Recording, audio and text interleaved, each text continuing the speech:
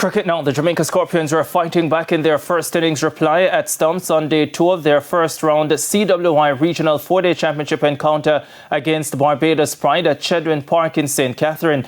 The Scorpions, who began the day on 17 without loss, in reply to the Pride's first innings, 348 all out, ended on 275 for 6, trailing by 73 runs. The Jamaicans started steadily with a 65-run first wicket stand between Captain John Campbell 34 and Kurt Mackenzie 31. However, it was Carlos Brown who led the way for the home team, making a half century of 61 from 141 deliveries, which included 7 fours. Pete Salmon 38 and wicketkeeper Romain Mars 35 will resume batting on day 3, having so far shared an unbroken 64-run 7th wicket partnership. Jamel Warrican has so far taken 2 for 40, while 3 bowlers have a wicket each. In other games on the day, Trinidad and Tobago Red Force lead the Leeward Islands Hurricanes by 242 runs after ending day 2 on 380 for 5 at the Coolidge Cricket Ground. Amir Jangu has starred with the bat with an unbeaten 133.